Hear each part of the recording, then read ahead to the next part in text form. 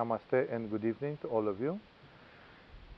In this second meeting of this season, the second of the satsangs, I'm going to continue a little bit my musings in the direction of what I said last time.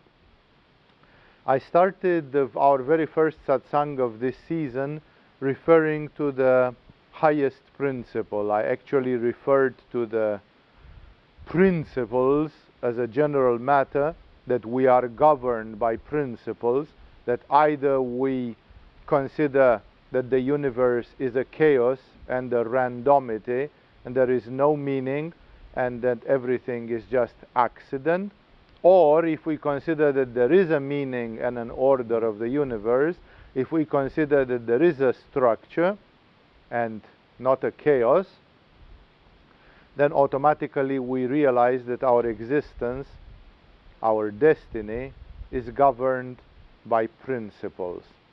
And the great thinkers, the great seers, the great mystics, and the great scientists of humanity have always tried to find out these principles, which are the principles which govern reality.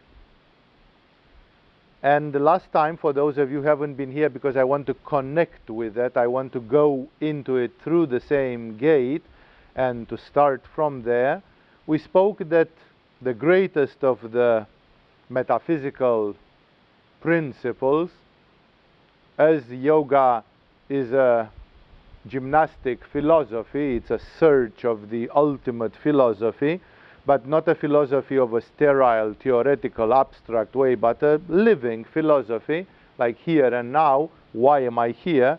What to do with my existence? What to do with the time which is flowing right now? And it all starts with the first principle, both in order and as a matter of essence, that there exists a permanent essence that we call consciousness, and which at the macrocosmic level is what many mystics have called God, or absolute, or divine, or eternity.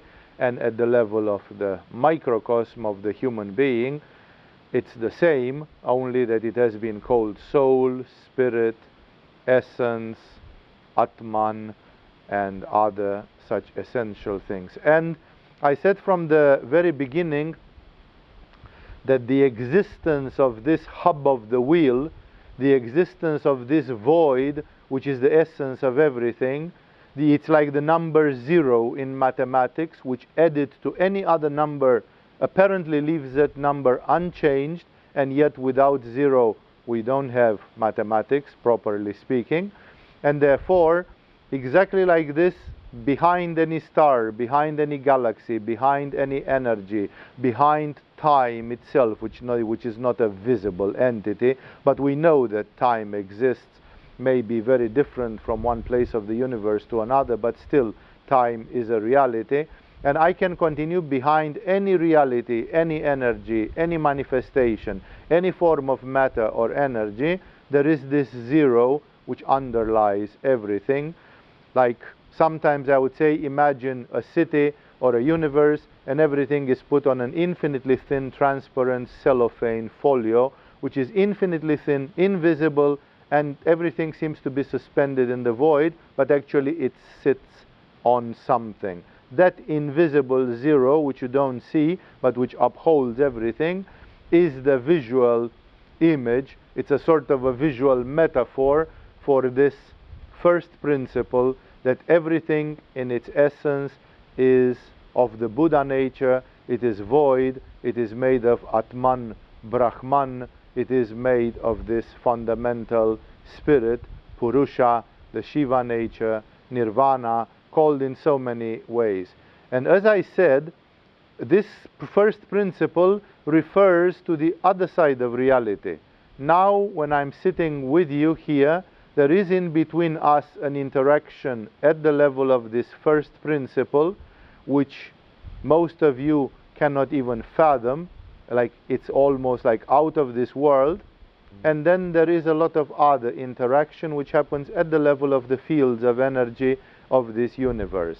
So all those energies which flow between us here, understanding, intelligence, opening, revelation, liking or disliking some things which are happening, or some phenomena which are happening, all those things belong to the realm of energies, the realm which the Indian metaphysics calls the realm of Prakriti, or the realm of manifestation, or later in the Tantric tradition, in the same Hindu environment, what has been called Shakti, or the field of energy, or the goddess, the feminine. And there is this invisible, mysterious, indescribable first principle or essence, which, as I said the last time, and that's where we stopped approximately, because I said that one of the most desperate attempts of spirituality is to try to bring this first essence close to the understanding of the human beings. Not that it is not close existentially, because it's here and now. There's nothing closer than this first principle that we can call God, or cosmic consciousness, or Shiva consciousness, or Buddha nature, or universal supreme reality, or whatever. We can give to it the 100,000 names that have been given to it along human history.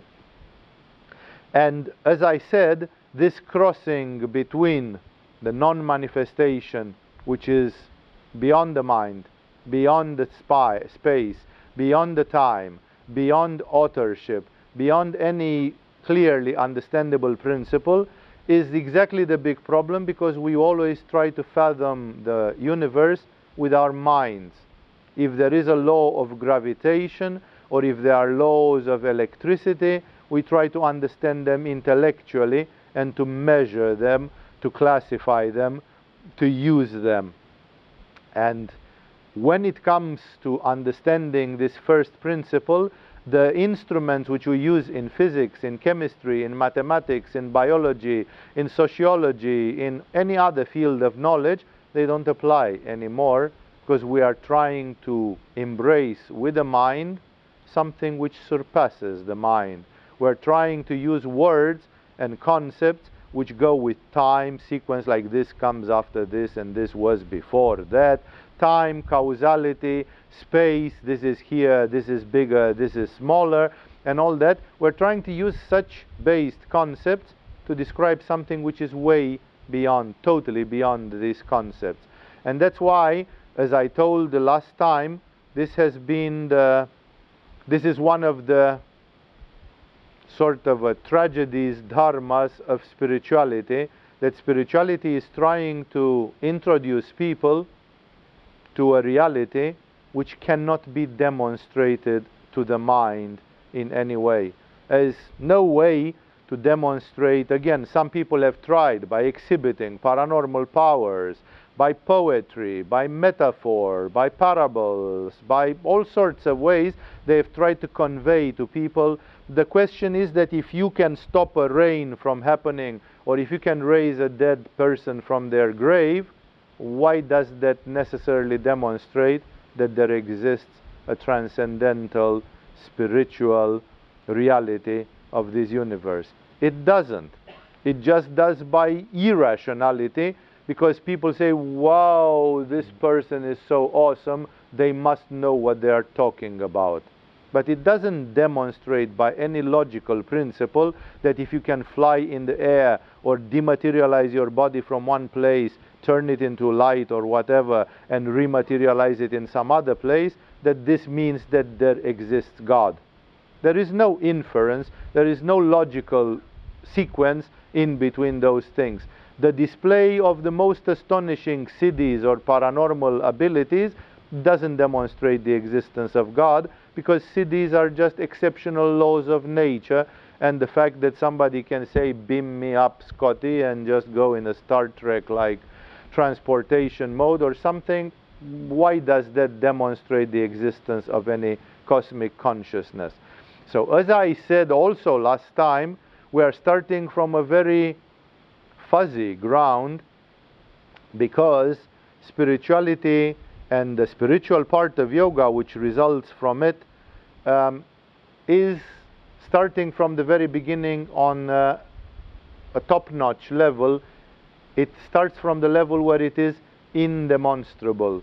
Kashmirian Shaivistic teachers translated it for European languages some 50, 60 years ago, translated it as the existence of something which they call spiritual intuition.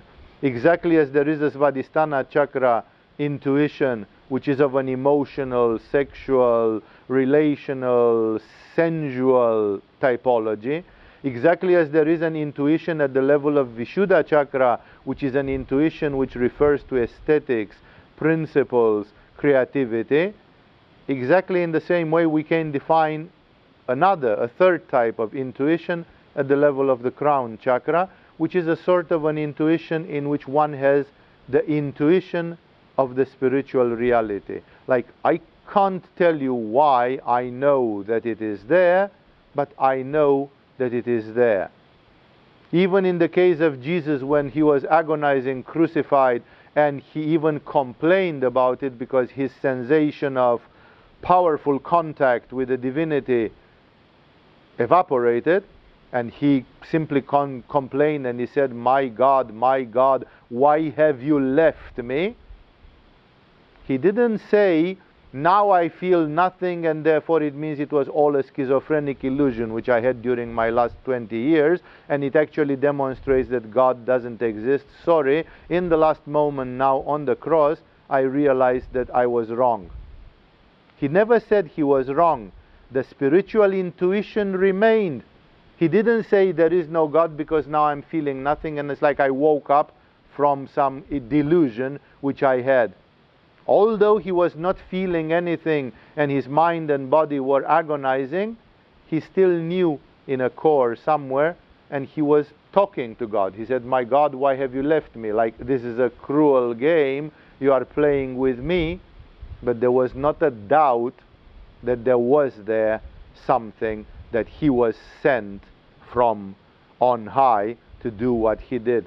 And therefore this I would call, by spiritual, by the standards of the translators from Kashmiri Shaivism, I would call it a spiritual intuition. It is like the intuition, but it refers to the divine. It's an intuition only about this Purusha, only about this spirit, only about this divine nature.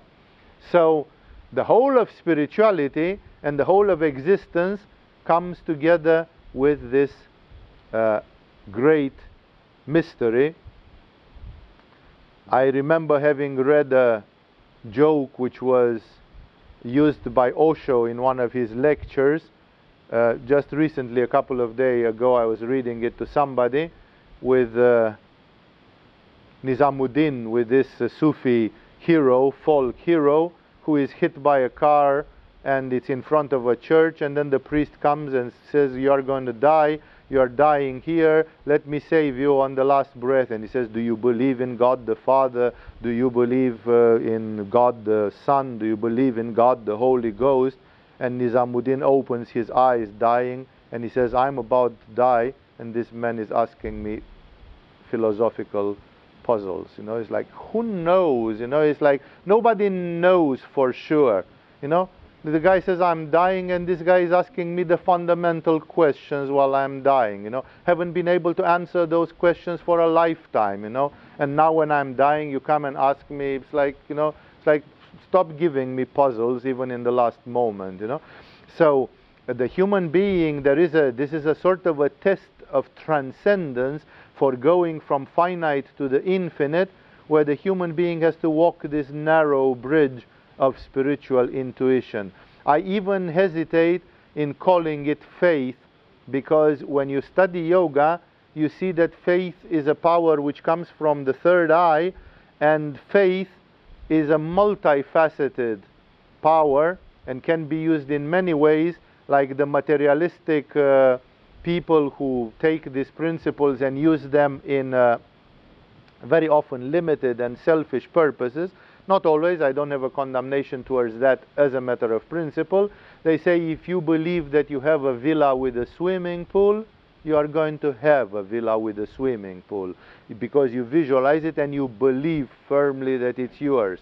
This faith, this is a faith, but this faith has nothing to do with the intuitive faith that you are in contact, that you are the extension, that you are the participation into a cosmic consciousness which is invisible, unfathomable, perfect, absolute, eternal, ineffable. And I could give you here a series of flabbergasting epithets about what mystics of all times have said about this reality. And that's why it's doomed from the beginning that this first principle is always under a question mark, and it remains the mark of certain chosen souls. Here in Agama we take over the Tibetan standardization or way of presenting these things, and it's valid in India as well, that people have to be prepared, that some souls are old souls, and when you are an old soul, you have developed so much the part of the Prakriti that you acutely feel the lack of the part of Purusha or the spirit, and that is the only possible freedom and the only possible immortality and the only possible contact with the infinite. And then some human souls, after they have lived 5,000 lifetimes as a human being, or perhaps like Buddha, who when he got enlightened he said that he remembered 10,000 lifetimes as an ordinary human being, and even in animal lives before becoming the Gautama Buddha from 25 centuries ago, that then he was ripe, then he was ready. And after going through many lifetimes where everything is consumed, burned out, exhausted, then the only thing left is this hope for the infinite. The only thing left is this nostalgia for the cosmic universal consciousness. The only thing left is this spiritual intuition, in which still your mind cannot grasp it, but at the same time the intuition feels it very clearly. Of course, intuition, we have a sort of intuitive perception of things anyway, because even we think we are. I think I'm an entity, I think I'm a soul, I think I'm a being. And modern science, in its skeptical materialistic part, not because not everybody is there, says you are not. There is no consciousness, there is no spirit, it's all an electrochemical illusion produced by your brain. You don't exist as such. It's just, you are just a bunch of atoms and molecules and cells and whatever, and therefore even this is an illusion. So I have an intuitive feeling that I am, and I have to argue with those that say, no, you are not, it's just a dream, it's just an impression, but you really speaking, you are not. So the question is, of course, where is the reality? So is the reality in this supreme intuition, or is the reality in the limitations of the mind, which is exactly like the waves of the sea that hurt into a cliff made of rocks, and they keep foaming and breaking and hitting that cliff, and it's like nothing. The mind tries and tries and tries and tries, and the divine consciousness is like an unbreakable cliff which resists the efforts of the effort of the mind to embrace it, because it's of a different quality. It doesn't dissolve in water, it's not of the same quality as the mind. So this being said, let's stay a little bit with this first principle, because much derives from it, because from here we start what is called the spiritual part of yoga, which for some of you is the essential concept in your lives, and for some of you it's scary and distant and a little bit extreme.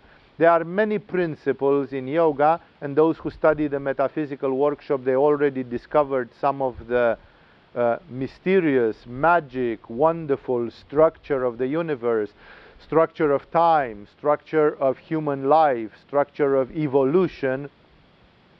So there exist other principles, but as soon as we go to the next principles on that list, we come out of the spirit, We come out of the Purusha, we come out of the transcendence, and we are going into energy. Then there are principles, like just to make you understand, I'm not going to insist on those, at least not today, it's not my intention, and I don't know if I will continue with an enumeration of these principles in the coming satsangs, because there are several other topics that I want to touch in this season, and these are things which you learn in metaphysical classes, in workshops and so on, so I don't want to duplicate that, but as soon as you come into energy, into the Shakti aspect, into the Prakriti or the manifestation, you start having principles like the principle of the vibration. As soon as there are two, the Shiva and the Shakti, there is a vibration between them called Spanda by the Kashmirian mystics, which is the life of the universe, which is the very first manifestation of vibration. And then everything is vibration, starting from the primordial vibration which exists in the bosom of the divine. And then if there is a vibration, that vibration engenders immediately the concept of polarity, because there is a minimum and a maximum, there is a minus and a plus. There is no vibration unless it goes between a pole which is plus and minus. So from there it starts that the universe starts having polarity, the Shiva and Shakti, the Yang and the Yin. And then if there is polarity, but still that polarity is at the level of the principle, like a coin that has two faces, the heads and the tails, and the heads and the tails cannot be separated from the coin, and therefore the coin is three things. The coin is the one, the coin, and the coin is the two things which form the coin, which are the heads and the tails. And therefore we have one, and we have two, and we have three. And therefore there is the principle that whenever there is oneness and polarity, vibration and polarity, we are having unity, duality and trinity, all of them forming a universal mass, as Kashmiri Shaivism sometimes is called a triadic mysticism, that it's a mysticism based on the understanding of this triadic basic structure of the universe. And still at the level of this fundamental thing, if there is a vibration, this vibration automatically entails the existence of a rhythm, of a frequency, and this entails the fact that there is a timeline, because it cannot be frequency without time, and thus all of these already start taking us into what's happening. How does the Shakti create the universe? What is the dance of Shiva and Shakti? What is the Spanda? How God becomes from 1, 2 and 3, and then how the universe is being created. And then only you go to the manifestation itself, which is at the level of the Nara, of the creation, as the Kashmirians put it, and there you have a lot of principles coming up. Like there is the principle of correspondence, that microcosm and microcosm are one and the same thing, that everything is made from the mind being the highest force in the manifested 6 chakras of the universe, that everything therefore is an illusion, because everything, so it's the principle of illusion, that there exists an evolution, individual and global, that there is a law of action and reaction and reciprocity, which is where we start the whole knowledge about karma, and that from that karma there comes evolution. Actually it came before evolution, and from there they start a few more principles. I'm not going to just make a sterile listing of principles for you, which are defining existence in the world. That since, just to give you an example, because I don't want to leave it mysterious, but I don't want to go into all details, it's useless now. Since the soul exists in time, and we all exist in time, and we are in the middle of a process of evolution, then there appears the famous principle of usefulness, which is illustrated by the parable of the denarii or talents of Jesus in the Bible. That a man gives to his servant 10 talents or denarii, some coin, some financial unit, and one of them goes and buries it in the garden because he's afraid he will lose it, and the other one does some business with it and makes out of 10, 15. And the master, who is God, is unhappy with the one who buried the talents and is happy with the one who multiplied them. Like the meaning of life itself is not that you should die the same way you are born.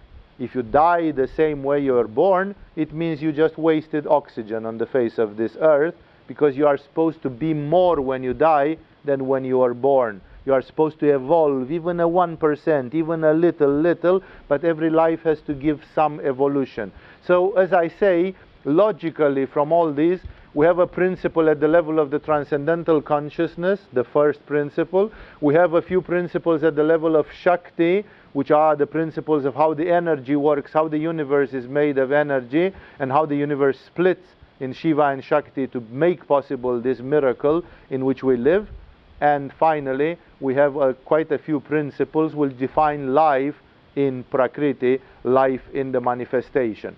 I'm not going there. I'm saying tonight, still because last lecture was short due to the young spiral, and because there are quite a few things that I wanted to have mentioned, touching your own practice, touching your own aspiration. I'm not trying to give here lectures of metaphysics and philosophy, and just to make a point, and maybe then I should present PowerPoints and diagrams on the board. That's not what I'm trying to do. When I speak to anybody who wishes to listen in this school to the weekly satsangs, I'm speaking about things which may help you in your practice, which may help you find out why you are here, what you want to do with your lives, what is important for you. That's why I start from the principles, because they guide us, and I'm trying to bring it down to what is happening in the daily yoga practice and spiritual practice that we do here. And that's why we stay with the first principle, because all the other principles, they go in the direction of energy and manifestation. And this first principle is the foundation of the spiritual part of yoga. Anybody who came to the what is yoga knows that we do yoga because we want health and healing and lose weight, put on muscle, or whatever we want to do to the physical body, detox, energize, regenerate. We do yoga because we want to live a good life, because we simply want to use yoga as the best friend, as the best instrument in living a good life. We want to live yoga because we want to enhance our life by living in a paranormal way, like we want to be able, like Emanuel Swedenborg, to lie down, get out of the body and fly to the planet Mars or Venus and go in the astral body millions of kilometers away and see what's happening and have knowledge and experience and vision, and then come back to our physical body and write a book about what we saw. Like we want to achieve paranormal phenomena. Here I gave an example only with astral projection, but there are tens of paranormal capabilities. And when I will do the parapsychology workshop, in the introduction I'll try first to make a survey of what does parapsychology research today scientifically, like what is known that happens around in terms of scientific research. And thus people are studying many ways of yoga, and the spiritual part of yoga is always a controversial one. Some people from the very beginning, because they have a strong reason, their mind is clear and strong, but because the spiritual intuition is somehow clogged or not strong enough, then there are many people who deny the first principle, like they would do yoga without God, without spirit. Even the great Swami Vivekananda, my namesake from 120 or more years ago, he was a rationalist. And irony of ironies, his guru was one of the most hysterically mystic gurus of the modern history of India, Ramakrishna, who was a nutcase, who was a divine madman, who was a bhakti yoga person, and he was so much inflamed by this divine intuition, and who never bothered to try to demonstrate anything. Here in Agama, when you go to the metaphysical workshop, we give you the best knowledge from Yogananda and Shankaracharya and Buddha and you name it, and it's like everybody who goes to the metaphysical workshop by the day 6 says, now the world has changed for me. Now I know why I do what I do. Now I have a crystal clear understanding. Of course, Still, a metaphysical workshop cannot demonstrate the existence of Purusha or of the first principle, but it gives you, in Agama, we try to satisfy the need of your mind for clarity, because then it's like your mind waves down a flag and gives you a green light and says, okay, I kind of understood. It doesn't sound completely insane. I think I should give it a try. And then there is a mixture between your spiritual intuition, which urges you, your Ishvara Pranidhana, your aspiration, which from inside urges you and says, do it, try it, it's worth it. You know, go into this direction. And your mind, which could be your worst enemy, and say, no, no, no, no, I must be going crazy. No, no, no, it's really, they must hypnotize us here in Agama or something. Or if your mind says, you know what, this actually makes sense, an understanding of the universe like this, it actually could be so. It has never been demonstrated absolutely that it is not so. Therefore, I'm open. And the mind then gives you a break. The mind says, okay, if you feel intuitively that this might be it, I give you a green light. Launch yourself into this experience and see if it is so. So, again, I'm saying this spiritual part of yoga is always puts a challenge to people. The great Vivekananda, Ramakrishna, his guru, after Vivekananda became enlightened, and I'm going to get back to that story, because he got enlightened in a shocking way, Ramakrishna said, this man, my disciple Vivekananda, he is one of the 7 rishis. The 7 rishis are the pillars of the Indian spirituality. So Ramakrishna, as crazy as he was, he says this man is not less than the incarnation of one of the 7 rishis. And then he was asked, how comes that the incarnation of one of the 7 rishis was an atheistic idiot? He was not an idiot, he was super intelligent, but in a mystical way he was an idiot. Like he was intelligent and yet completely blocked. He had a fear, a typical thing. It's one of the, he manifested it in the typical signs of the astrological sign of the Capricorn. Utilitarian, muladharistic, rationalistic, calculated, and so on, and not seeing any usefulness in any mysticism. No? And it went to the point where he declared to Ramakrishna, listen, sir, I see that people think you are some sort of great master or something. I personally have doubts if you are not insane. He told to his guru, I think you are mentally disturbed because you believe in God too much and you are too much singing and gone into it with it, and ultimately you cannot give any ultimate proof about all this thing, and therefore I keep thinking that maybe you have a loose screw somewhere in your head, because it's not really. Vivekananda challenged his guru because he was incapable to believe. This intuition was so little, and his rational engineering-like mind was so strong that it was like an ant fighting with an elephant. You know, he could not break through. And then, in his case, Ramakrishna did one of his famous spiritual miracles, because of course it's not demonstrable. Again, we cannot prove it in a laboratory, but actually the story goes that when Vivekananda was in such a turmoil, one day Ramakrishna just touched him with a foot, just stretched his foot and touched him like this. And when he touched him, Vivekananda went in samadhi spontaneously, boom. And he stayed in samadhi for days. And then people were worried, like, is this guy not going to sleep or eat or something? And Ramakrishna said, let him go. He buggered me for years, you know, with his not understanding. He let him just stay there and enjoy his state of samadhi. You know, he let him stay days in samadhi, you know, without disturbing him, but actually Vivekananda did not practice in that life for it. He may have been a great spirit in a previous life. And Ramakrishna said he was a pre-enlightened spirit. He was not enlightened in 1880 first. He got enlightened first 5,000 years ago as a rishi.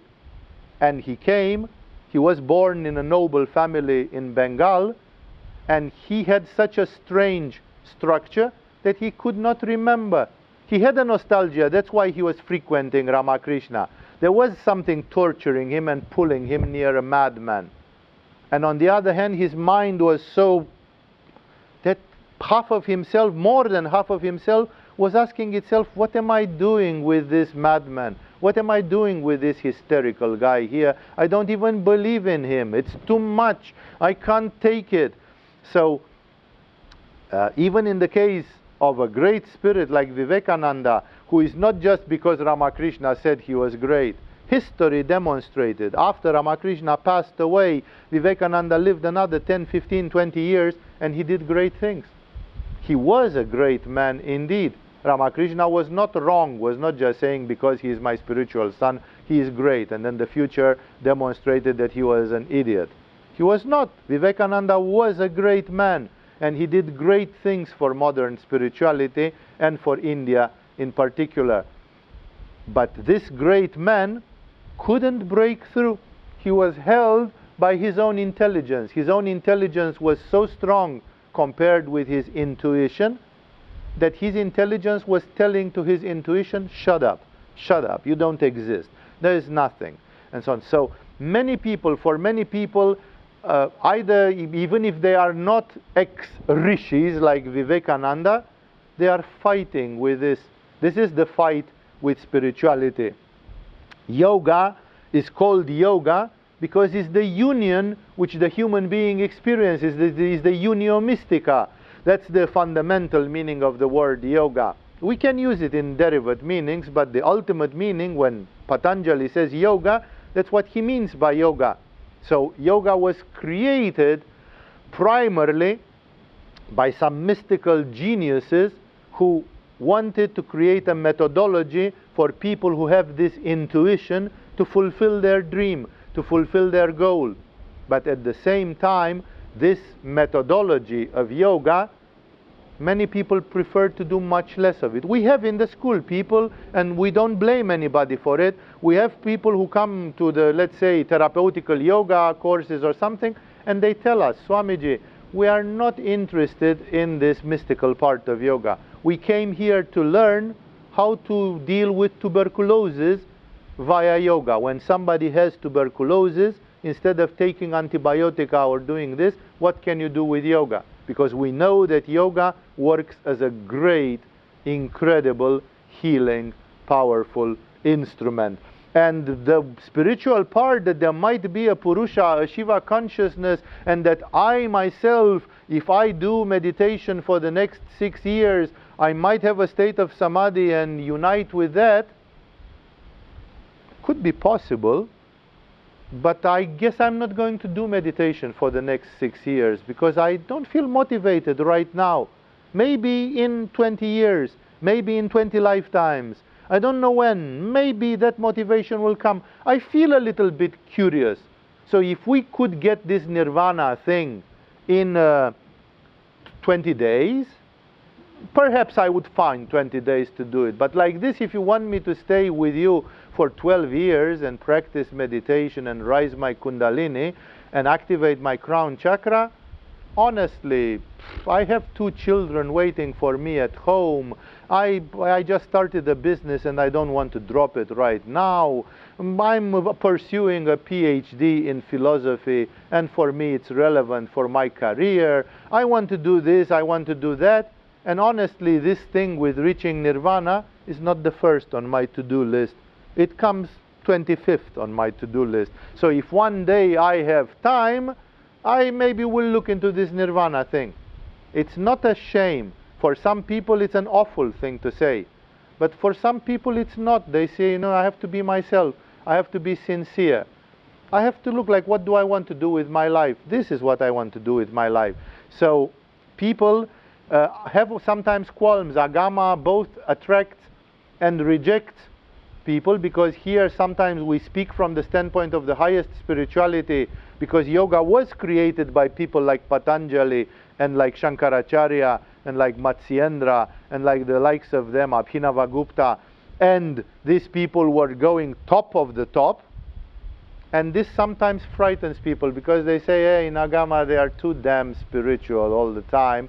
This Swami comes and raves like a mystic all the time. And I, who am not really so interested in all this unio mystica with God, I get to feel guilty sometimes because everybody around me seems to be part of a club. They have an inner club of theirs, of the people who want. And I'm sometimes ashamed to tell them, I'm going to vote with Donald Trump. It's like I'm not with you guys. So better I don't even say it. So some people have to live a double life in which they pretend, but at the same time, and some people are very brave in this way and say, no, perhaps from that standpoint, my time has not come. If I understand a manner in which I could heal cancer or hepatitis C or tuberculosis or something, and if I just go in the world and do that like John of God, I do healing for the next 40 years, and people know that there is a place in the world where somebody is tackling cancer with yoga, that's my dharma. I will probably not reach nirvana in this life, but I'm not even motivated to. I feel that I want to help hundreds of thousands of people who suffer from a very ignoble and very diminishing disease. And that for me is good enough. So we always know that when we talk about the first principle and the Shiva consciousness, which is transcendental and indemonstrable, some people have a little bit of nausea. It's like, okay, again we go into that. I hope that tonight Swami would say something interesting about, for example, healing principles in yoga or something which really interests me in the daily life. But he keeps on raving for his 10 or 20 fanatics spread in the crowd here who want to go to the top of the mountain, and it's like it's skewed, it's not for everybody. Because many people are a little bit afraid of this, and they said, if you don't get some of it, it's like you don't get anything out of it. But remember that in a more discreet way, this first principle influences all the other parts of yoga. Even if you do healing yoga, you cannot forget the soul. I mentioned an allusion to it last week. No, Hippocrates says you cannot heal the body without healing the soul. Or if you want the principle of the Greek medicine expressed in Latin, I don't know how to say it in Greek, but everybody knows it in Latin, mens sana in corpore sano. No, it's like a healthy mind in a healthy body. How are you going to get a healthy body if your mind is not healthy? You cannot heal the body without healing the mind. And healing the mind, it means your emotions, your dreams, your self-destructive patterns, and a lot of other things, your beliefs, like I believe I'm stupid, and I believe I'm, wicked and limited because my mom beat me when I was a child, and then I have a pattern. I'm thinking against myself just by believing, by sticking to a belief which is not noble, not worthy. So even when you do other parts of yoga in a distant way, you still refer to the first principle, because a human being has to be in a certain way centered.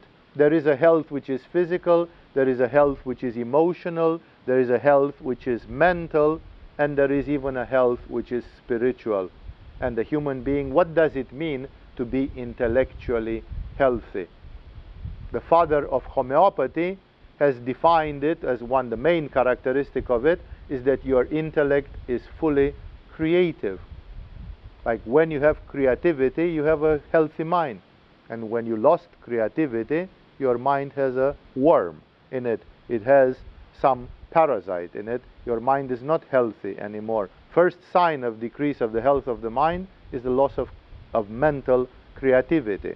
And thus, there are many definitions, but remember the human being is a complex, holistic structure, and all these things are there. Stopping at the first pillar, this one with the spiritual realization, I'm also always telling to people that this is the very purpose of life. It's not artificial. Sometimes it sounds like there is a humanity made of 7 billion people.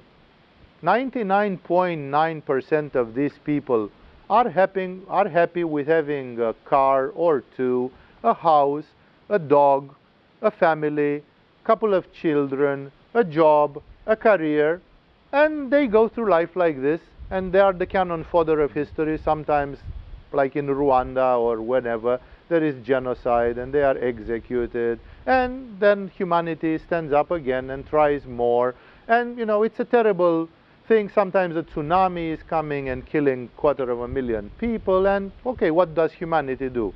Dusts itself off, stands up, and tries to continue further on. So people sometimes have this feeling that there is a large mass which are normal people, the decent citizens.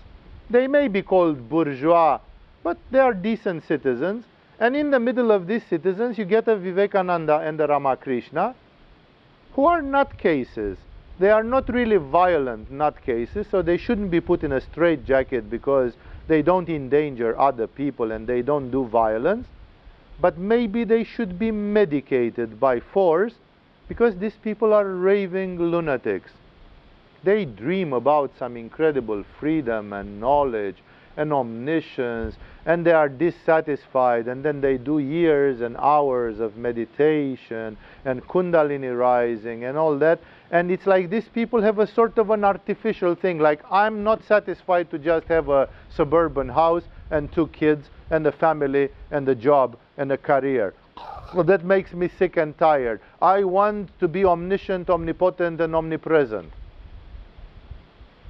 Compared with the multitudes, that sounds like a rare disease. No, it's like people like Swami have got candida on their meningeal nerve. No, you've got a bacteria in your brain, and you should seek help, because in a mysterious way, for the normal person, it's like, why can't you be satisfied with a Labrador dog and couple of kids? Why do you need to have omniscience? Why are you hunting omniscience? Why isn't a normal life just good enough?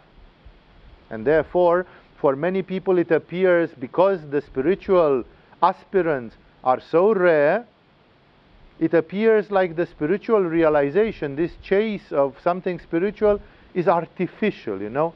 Like there's a bunch of people who go in Christian monasteries, and another bunch of people who go into Buddhist monasteries, and another bunch of people who go in Sufi dargahs, and another bunch of people who go into Hindu ashrams, and all these people who are just like 1 in 1,000, a very small minority, are like damaged goods. All of them have some loose screw in their head, and they are not satisfied with what all of us are satisfied with.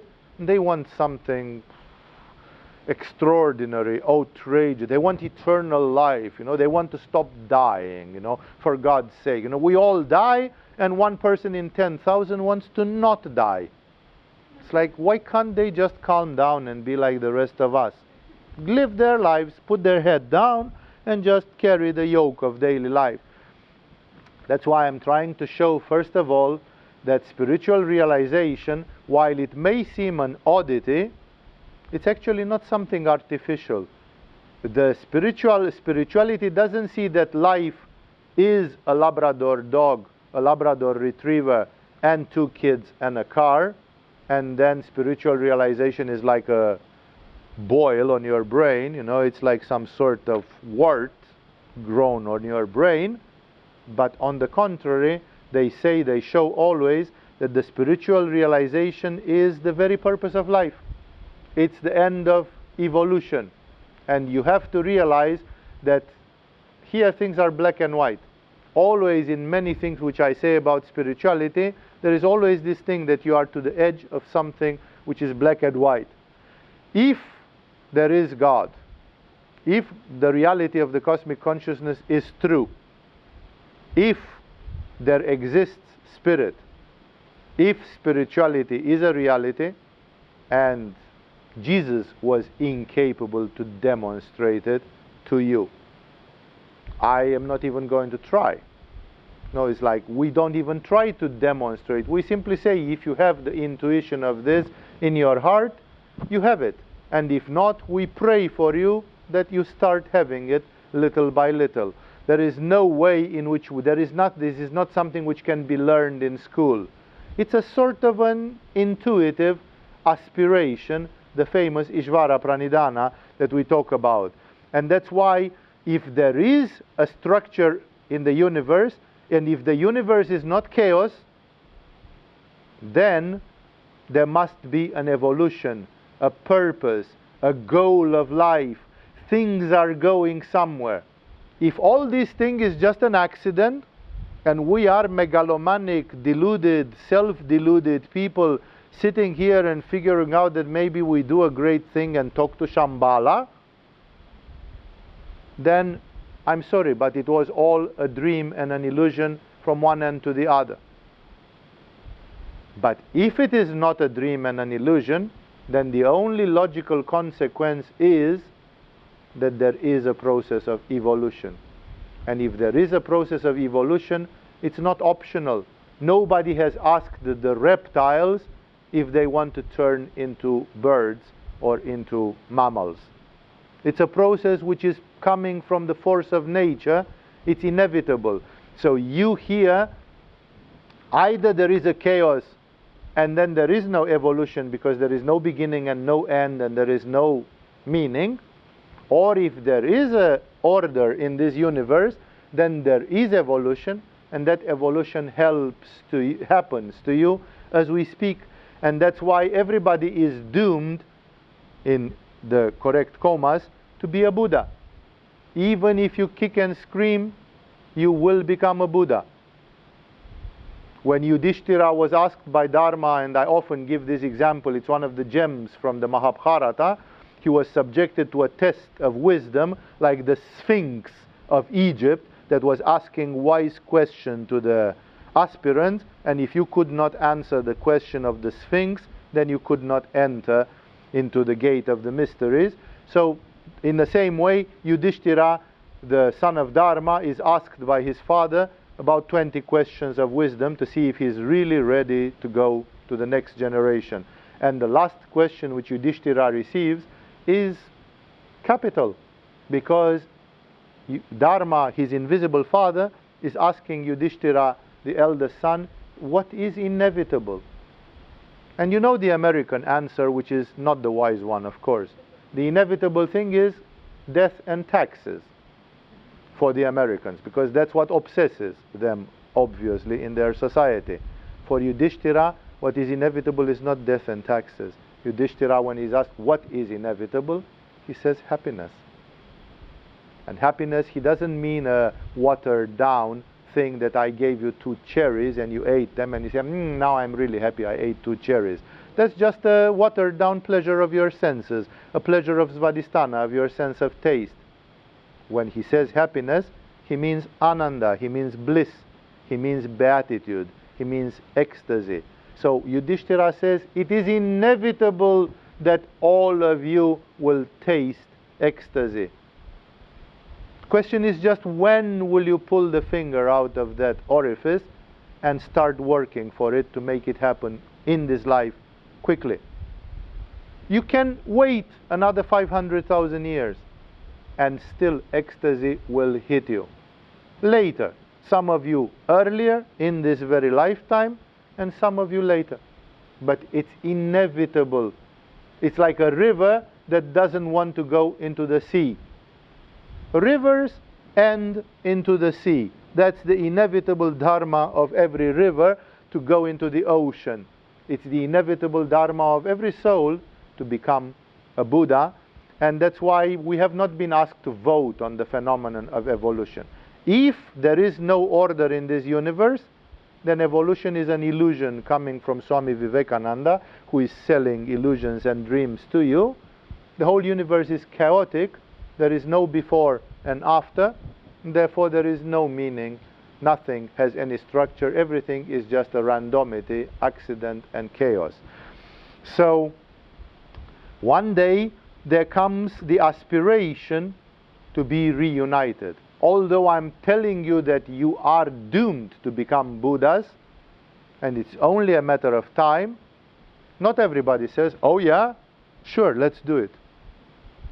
Some people feel like they are kicking and screaming and somebody is pushing them and they say, no, no, no, no, no Buddhahood for me, no, no, no, no. It's like, sure, you can do that, no? Which means one day there comes the aspiration to be reunited. Like in the middle of this process of evolution, where the cows become something more advanced than the cows, and the reptiles become birds or animals or mammals, whatever they become. In some people, and many of you are here because that's why you are here, there comes the conscious aspiration. Like you simply say, well, you know what, not only that I evolve willy-nilly, but I kind of feel like I want to evolve. I feel like I would like to be a more evolved human being. And that's why not everybody goes as fast and as radically into that. Patanjali himself presents this case that sometimes people who did yoga for a while, and it's beautifully shown also in the initiatic symbolic movie of Alexandro Jodorowsky, which is called The Holy Mountain. We used to show it every month here in Agama, but somehow we diminished a little bit with this cinema project. We have a spiritual cinema project which I want returned to you, because I feel it almost like an offense that some of you did 3 levels of Agama and you never saw the Holy Mountain. It's almost like the Holy Mountain and 10 other such videos, they are like part of our course, you know, it's like they should be done together with the course. So we are working on that. That's just, I'm venting out one of my dreams. But as I'm saying, even in this movie and in Patanjali, there is this metaphor that when somebody reaches to a high level, says Patanjali 2000 years ago, he says you can meet the gods, you can meet entities which are deities. That would be the correct English name for it, because the word God is a word which is ambiguous in English, because the God can mean Zeus. Zeus is a god, but any Christian will tell you, wait a second, Zeus is not God. So there is a God with a capital G, which is the one on top of the pyramid, and there is the word God used for deities. And that's why, to eliminate this confusion in English language, I prefer to keep the word God for the nirvana, for the Purusha, for the universal consciousness, and to use for those high, strong, big, awesome entities, spirits, to use the name deity. Those are deities. I'm not going to insist too much on this, because many of these ideas are mentioned by Yogananda and in our metaphysical workshop. But Patanjali says some people have the aspiration to grow up, and they say being a human is like too little, but they don't want total union. They don't want the first principle entirely. They just want 10 centimeters higher, 10 meters higher, and that is, you know, becoming a deity versus total union. The gurus of yoga take this very seriously. When I was young, I witnessed a dialogue between a guru and his pupil. I knew them. They were not doing yoga my way. There was another yoga practice. And this was a woman, the disciple was a woman, and she was having some peculiar phenomena during her meditation. Every time she meditated, a certain thing happened. And the guru told him, this is not the purpose of what we do here. This, when you have this phenomenon, she was blacking out in a certain way, then he said, you are not going to go where I want you to go. So kind of try to avoid this. It's a pitfall, it's a sidetrack. And she felt very good about it, and she kept on doing this. And then after several months of this happening, the guru told her, if you will continue like, let me make myself clear, if you will continue meditating in this way, when you die, you are going to become a deity. You are not going to reach nirvana and unite with the first principle. Like, it is possible to go just higher, but not totally, ultimately, to the last level. And that's why I'm saying there is an aspiration in the human being to be reunited, that I'm longing for the original ocean. I'm longing to return home. I'm longing to be part of the oneness. For some, the longing is just to escape the limitations of the human condition and to just have a position of power, of knowledge, which is superior and which would be like a breath of oxygen. You know, it would be better. It's better. That's all I wanted for now. Then of course later the process still continues. Remember, happiness is inevitable. Thus, when we look to preparing to conclude, realize that various religions and spiritualities talk about a spiritual realization, that there are prophets in the Judaism, and there are great saints in Christianity, apostles and great saints, and there are great Sufi and Islamic mystics who have reached, and there are Buddhist arhats who have reached enlightenment, and they are in Shambhala, and there are Hindu mystics who have become enlightened and liberated yogis. And almost every religion and every spirituality talks to us about some men and women who have reached the creme de la creme, the top of the scale of evolution. And however, when the different spiritualities talk, each one of them according to the ethnic environment, according to the language, according to the dominant chakra where that message was delivered, the language and everything, the geographical purpose, the DNA of the people in that area and everything, it is presenting it in a different way. Because spiritual realization, if the target is inexplicable, then spiritual realization is inexplicable. It's exactly like I'm telling you, if you will do lots of spiritual yoga, you will reach something which I can't even start defining for you.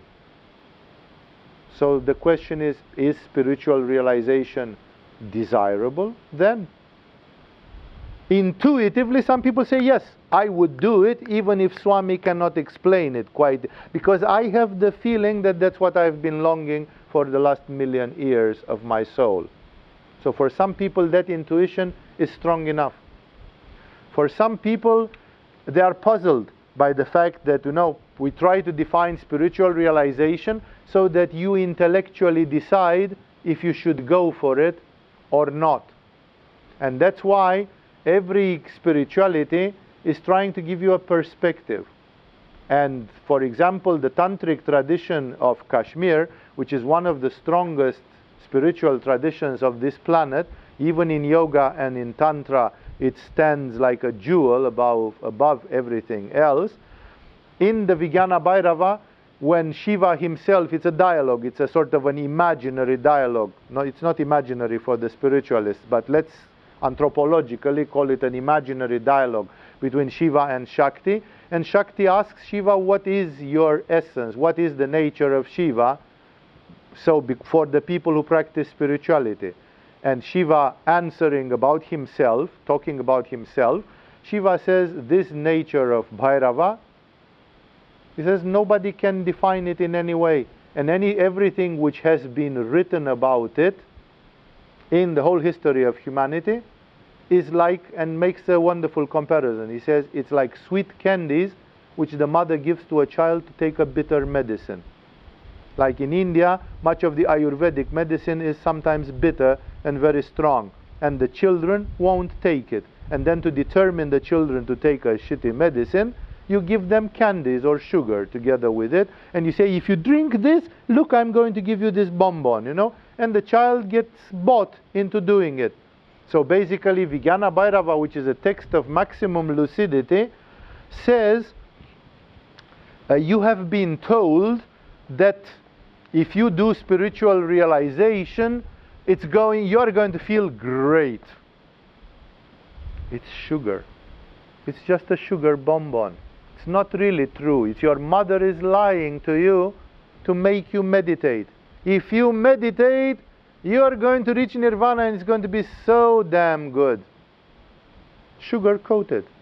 You cannot really say. It's beautifully illustrated in the movie The Matrix, where Morpheus gives the green pill to Neo, who is about to be liberated from the Matrix, and he eagerly takes it because he is a seeker. He wants to know the truth. He wants to find out what the Matrix is.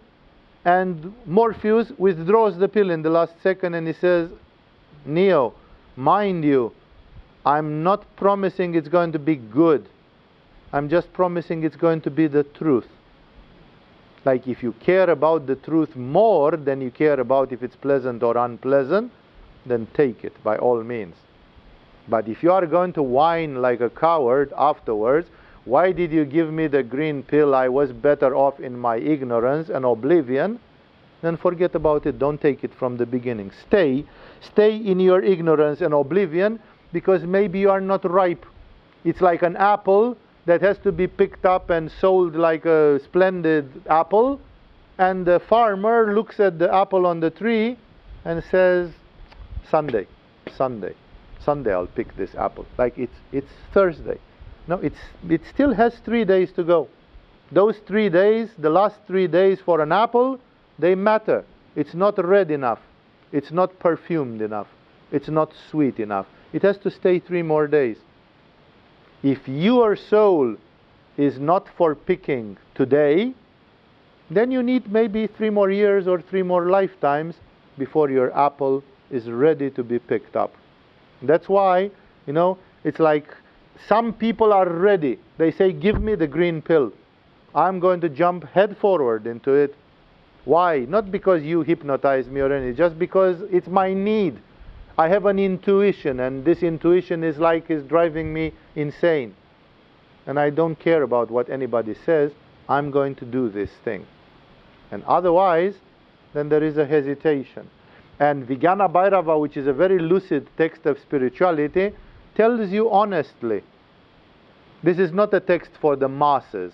It's not a popularized text like the Bible or the Quran, which hundreds of millions of people have read and commented upon. Vijnana Bhairava is a super elite text, which probably a few tens of thousands of people have read it in this life or on the face of this earth. It's something for a niche audience.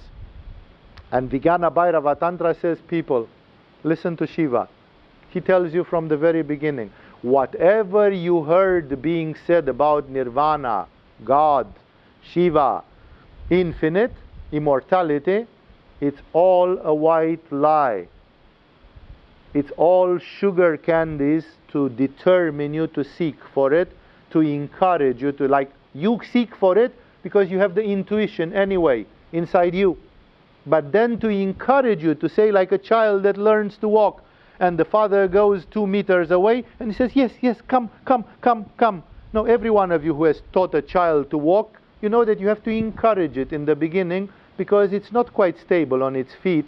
No, and you have to encourage it. Exactly in the same way, you stood up, and then the spirituality is telling, yes, come, it's going to be so good.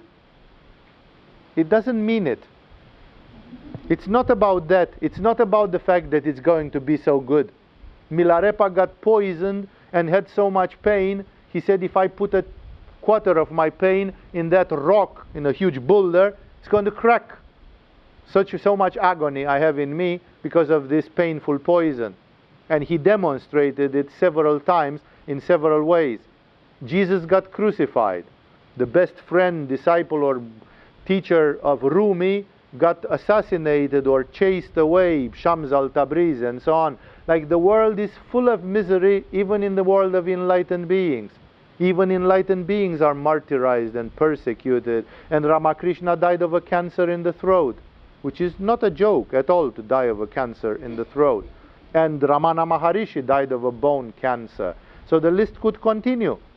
No? So if anybody believes that enlightenment is an invitation to a sort of ecstasy plus I don't know what heroin type of endless ecstasy, that's wrong. There is a lot of, so we start with the most sobering of this, the tantric tradition, which is crystal clear and very sharp, and which says everything which has been said about spirituality is a bit of a white lie, because how are you going to describe the indescribable? And thus, we look at different traditions and we see that this total union in Christianity is described as a mixture of knowledge, of power, of love. Know that if you reached eternal life, you'll never die. You will live forever. You will be in ecstasy with the angels. You will be by the right hand of God, and you will have knowledge of what's happening in this universe, and you will be happy, and you will be showered in love from morning till evening, 24/7, and you will have a position of power that if, for example, you think, where is Saint Francis of Assisi now? You can pray to Saint Francis. Say, Saint Francis, pray to Jesus for me. Why? Because Saint Francis is more powerful than me. Saint Francis is sitting by the right hand of God, and he has privileges.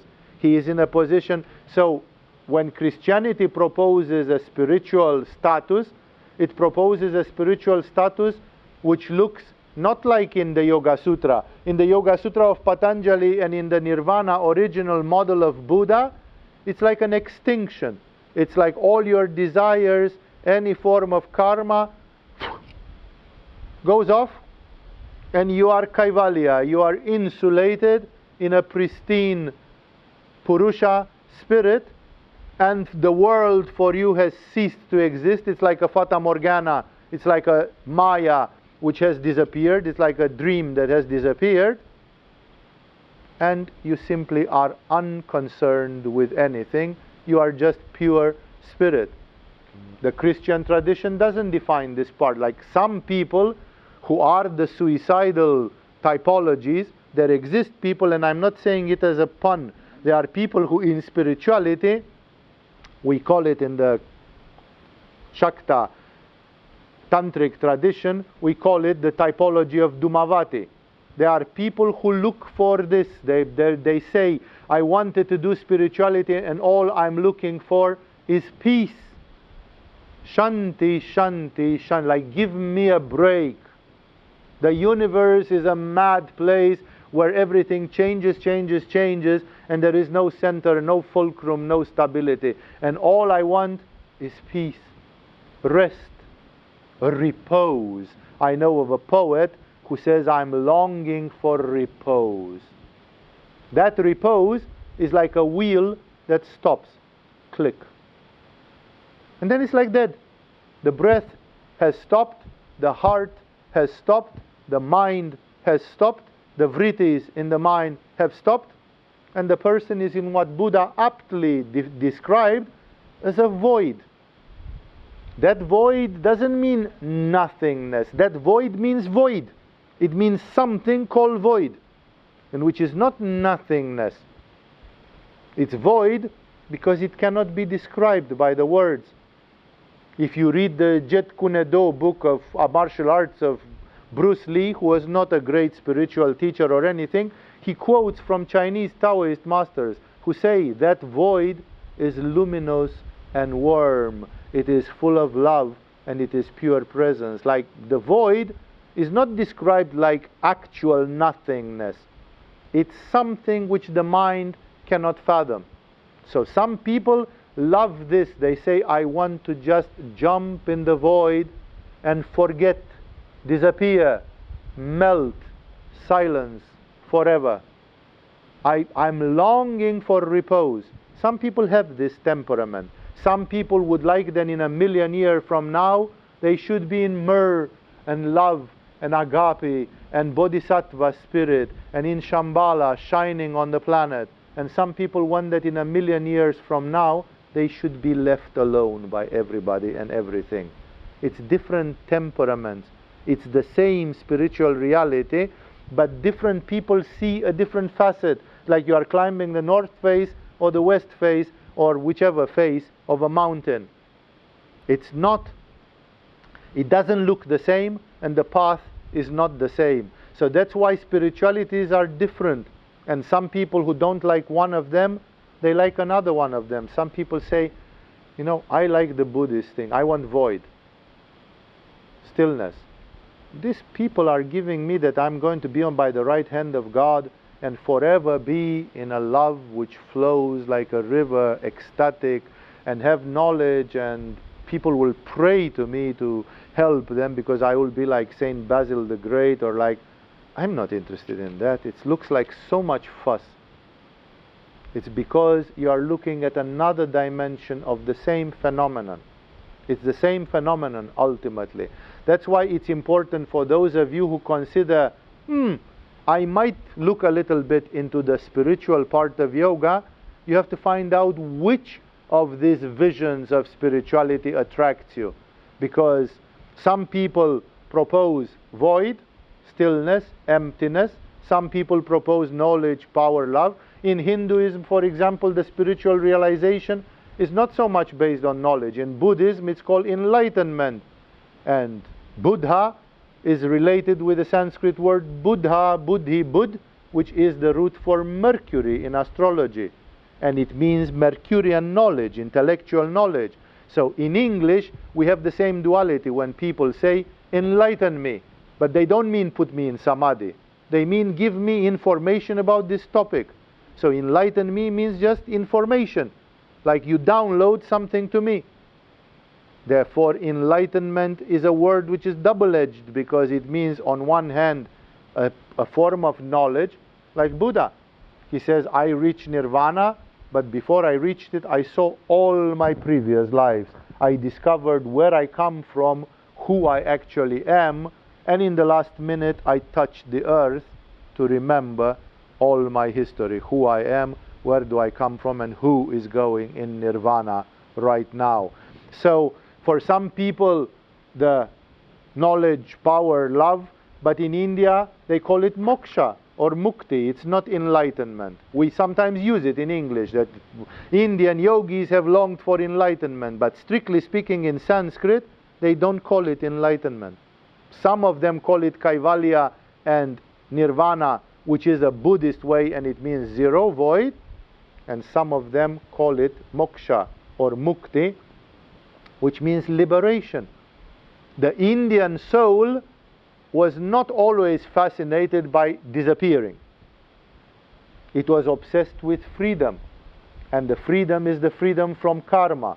Everybody is a slave of karma. You look around and not even one person in a million is free from karma. Everybody is the slave of karma. And then we know that Buddha perhaps had no more karma, that Shankaracharya or Abhinavagupta, they didn't have any more karma. And in India they have this ideal. They say, if I could reach to a point where I can keep living in a body or just die on the spot, I don't care ultimately, or I will choose at that time, but I want that from today on I should live in absolute freedom. Is there an absolute freedom?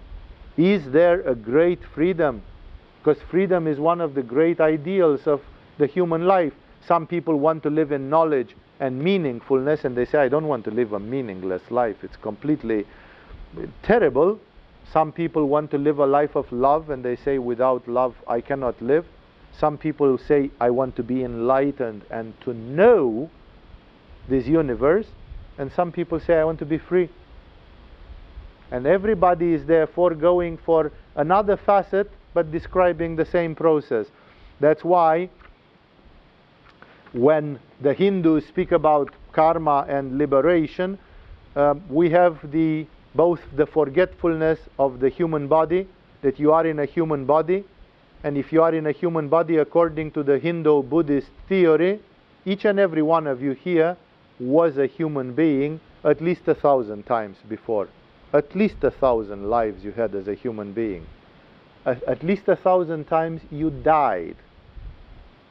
Sometimes violently, sometimes peacefully. You have experienced lots of death. You have been shot and stabbed, and you had cancer, and you died drowned, and you died of natural causes, just by old age. And it has happened, all has happened to you many times over. And we don't remember. We don't remember any of this. There is a natural law which gives us this forgetfulness. That imagine Vivekananda, his guru Ramakrishna, who was a great seer and a great yogi, he said, this man is nothing else, nobody else than one of the 7 rishis. And he's sitting here and calling me crazy, because he can't see it anymore. A great rishi has been born in a Bengali family, lived for 20 years, 23 years in that body, and then he can't remember. Even when he meets with a divine person like Ramakrishna, he starts arguing with me, he starts quarreling with me. You know, it's like If that can happen to an ex-rishi, what to mention about the normal citizen who is a Tom, Dick and Harry?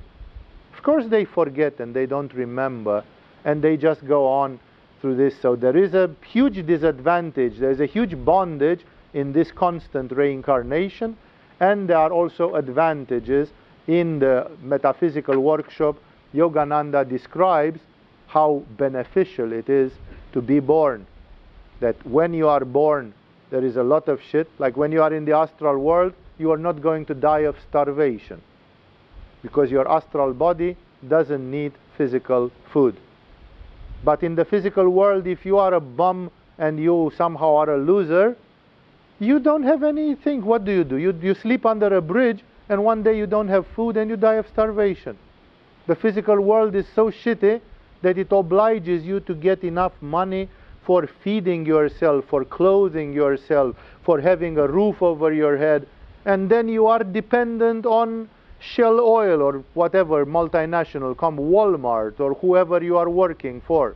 Some big capitalists are making you work, so you just can have bread on your table, bread and butter on your table. How shitty the physical world is, that it obliges me to sell 8 hours per day of my life, which is 1/3 of my life. I have to sell it just to be able to feed this body. If I would be in the astral body, those 8 hours would be mine. Plus that I wouldn't need 8 hours to sleep. So then instead of 8 hours of freedom per day, I would have 24 hours of freedom per day. To be out of the body is much more free than to be in the body. So then why come in the body? There must be benefits or necessities for from time to time you are sent in a body and you are sitting here with me in Kopangan. It's said something can happen, and indeed there is a huge value of this, that this enslavement is both a pain in the neck and it's both a golden opportunity. Socrates or Plato, I forgot one of them, seeing two hooligans fighting on the street, raised their hands in exasperation. Like, look at those human beings, they call themselves human. He raised their hands and he says, the idiots, if they would know how much you have to stand in queue up there to get a life down here. Like when you want to be born, there is a queue. You have to buy a ticket to come down here. No? And it's like you stand in line and you are looking forward to a life, and then you become a drunk and fight with somebody on the edge of the street. And then 30 years later, you die in a pool of vomit. And then when you die, you go and you say, what have I done with my life? You know, then it's nothing. No, it was all for nothing. A great praiseworthy effort for nothing. So, finally we reached to Buddhism. Just a few more minutes to go, because I wanted to show you what derives from this first principle, which is the core of the spiritual part of yoga. Which again, I'm saying, I know that some of you are frightened about it or in doubt about it, and it is your right to be so. It's the voice of your soul that has to speak in that way. That's why I'm trying to clarify as much as the intellect can clarify some of these things. The enlightenment in Buddhism is about knowledge, because that's why it's called enlightenment, and it results in later Buddhist teachings in the Bodhisattva ideal, which is a sort of alternative to the Christ-like consciousness, that the Bodhisattva stands on the edge of nirvana forever and ever, helping anybody who wants to come in. Like if I have reached there, instead of just closing my eyes and poof, just going, I stand, although it's uncomfortable, and I'm like on the verge of an orgasm, and I know I could have the ultimate cosmic orgasm, but not yet, and I'm stretching out a hand and saying, come in the same place, feel what I feel right now, right on the edge, right on the threshold of the next thing. So this is an illustration of the fact that Buddhism, as well as Christianity and the Jewish mysticism and others, even some Hindu, Vedantic and Tantric disciplines, they see the universe as a sacrifice of the divine. That the universe was at peace and rest. The divine consciousness is one. And then it splits itself in two, Yang and Yin, Shiva and Shakti. and those two, they start dancing, they start tangoing and producing the trigrams and the hexagrams and the whole wheel of the development of the universe. It's all a game of yin and yang. It's just coming from minus and plus dancing.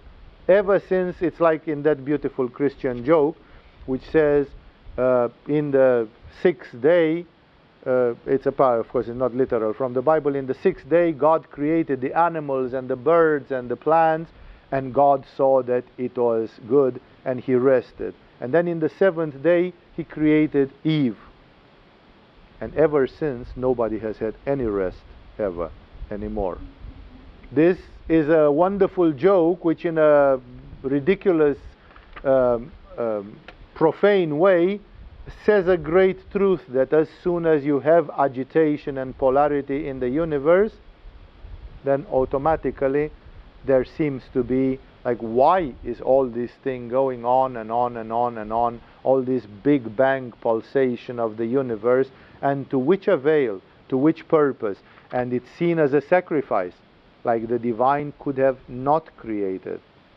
But at the same time, it is the nature of the divine consciousness to create, preserve, dissolve, hide, and reveal itself through grace.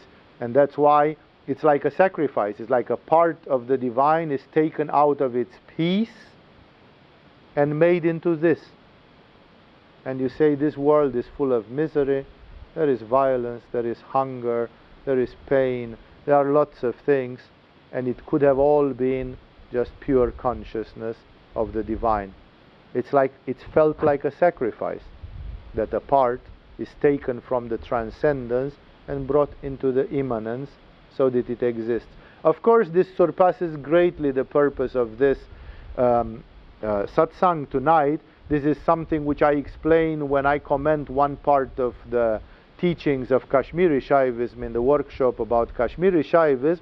We can't go as far as they're like why, or if there is a divine why, but still this feeling exists that exactly as the divine consciousness by a sort of sacrifice produced the world, and that sacrifice continues with a Jesus or a Buddha who are a form of self-sacrifice, and then it continues with the bodhisattvas who stand on the threshold of eternal life and they sacrifice their peace to be in the world. Like Milarepa didn't need to preach anything and to be envied and poisoned by a moron. But he did, nevertheless. And thus, it is a sacrifice for Milarepa to do that. It's a bodhisattvic ideal. And that's why when we are taking together all these views and we see this spiritual realization is many more things than we imagined. Because for some people it's extinction and peace. For some people it's eternal life and joy. For some people it's knowledge. For some people it's power. For some people it's love. For some people it's omniscience, omnipotence, and omnipresence. These are the three main divine attributes in Western theology, that the divine is first of all omniscient, omnipresent, and omnipotent, all the three characteristics, that it's a form of freedom, a liberation, that it's a free existence, that it is an enlightenment, that it is a sacrifice, that it is a bodhisattvic ideal of compassion and supporting, and thus concluding it, we see that in Kashmiri Shaivism, in Shiva Sutra and other fundamental texts, when they try to define what's the status of the enlightened being, they say when finally you have reached all the dimensions of this enlightenment, the movements of the body become mudras. The voice and the words become mantras. And so on, because when somebody talks you from that place, then I don't need to tell you Om Namah Shivaya, Om Namah Shivaya, Om Shivaya Namaha. I can talk to you in mantras, and if we sing them together, then you will feel shudders of energy, and your higher chakras will start being activated and energized. The same thing is happening if I speak freely to you. because I don't need mantras. The word itself, when it is expressed from that level of consciousness, it becomes mantra. The movements of the body becomes mudra. It was the intuition of Hermann Hesse in his wonderful novel Siddhartha, where he describes a young man on his trip to enlightenment, and at some point this young man meets with Buddha, with Gautama Buddha, with a historical Buddha. And he says, ultimately, I'm not here to take teachings from you. He speaks to Buddha. He says, I just want to see you.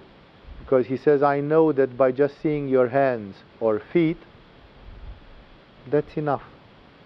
It's like your hands are mudras, your feet are mudras, your simple words, even when you say welcome, it's a mantra, because it comes from that transcendental consciousness, and it's an invitation, it's an opening there.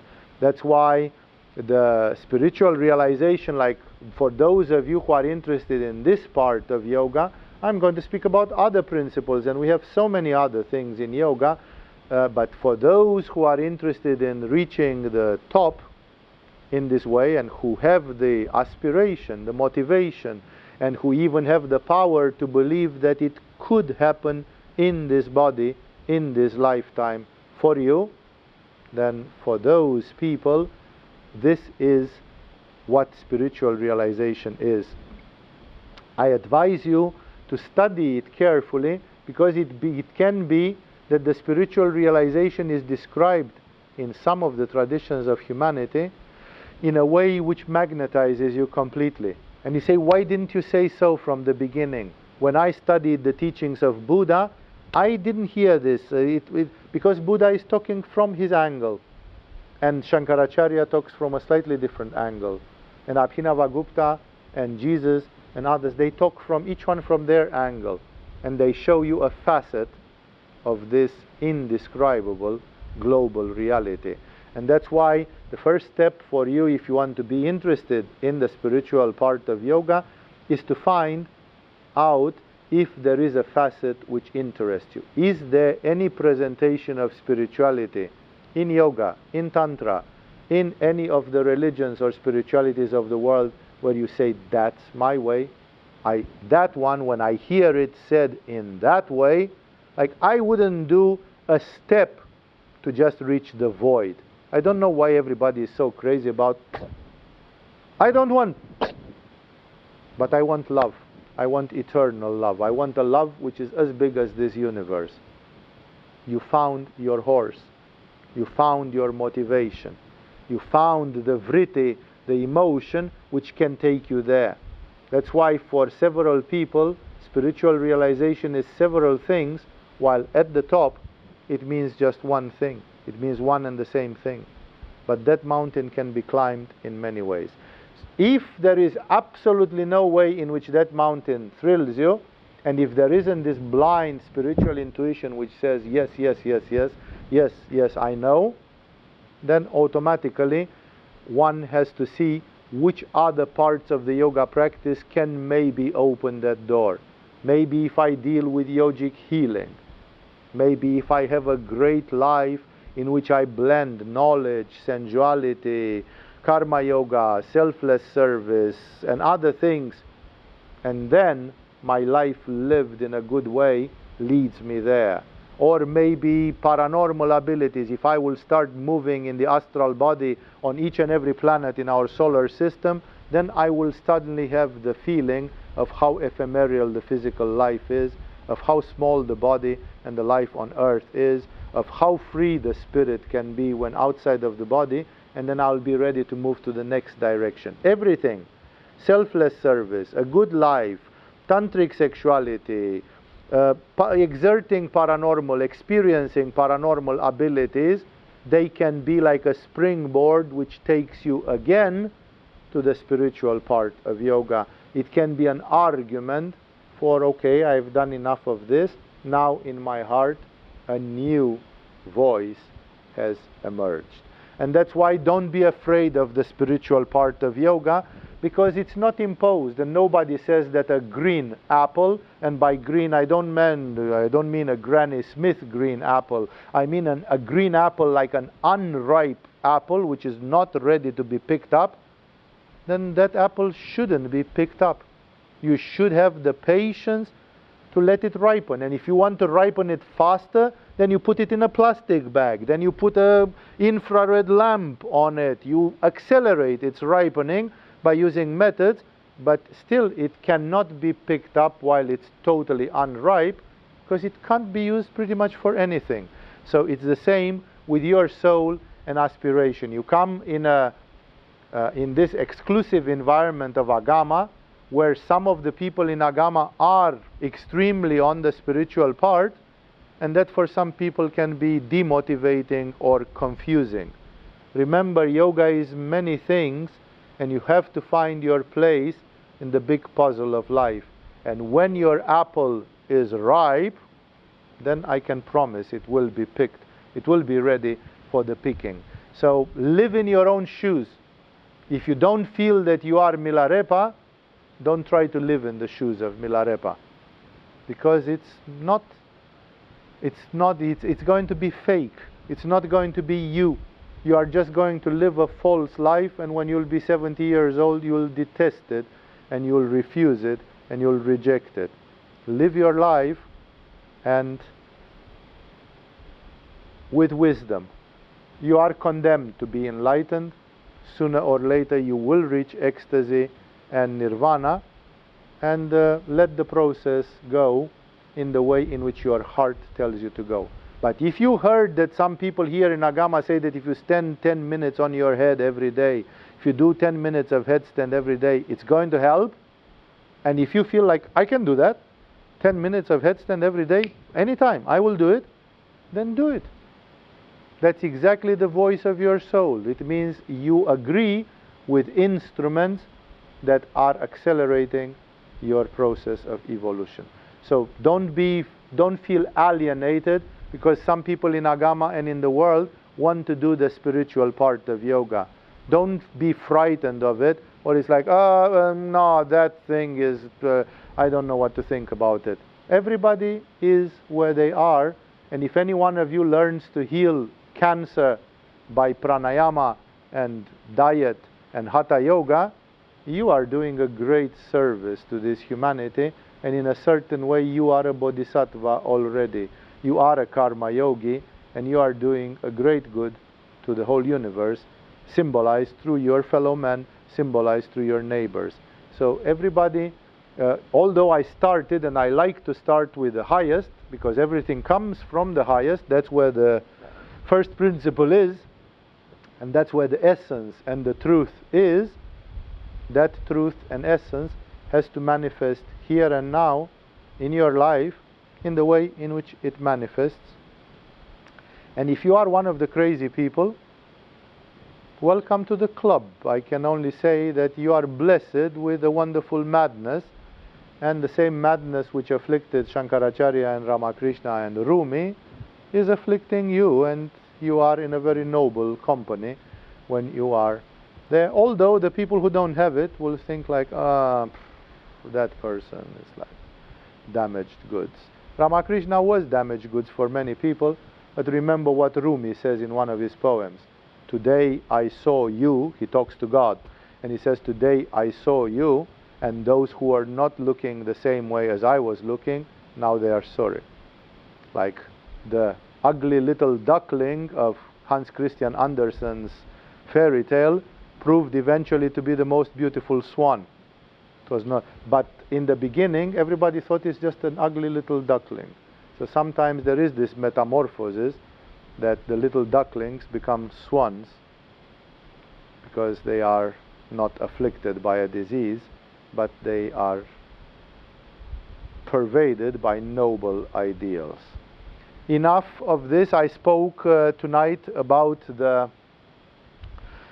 outcome of this first principle, that there is a first principle which is the God principle, which cannot be demonstrated even by an avatar like Jesus or Krishna. It cannot be demonstrated, and it's on purpose that the reality is that way. that some people have the intuition of this first principle, and what derives from it is this need for spiritual realization, which spiritual realization is many things for many people.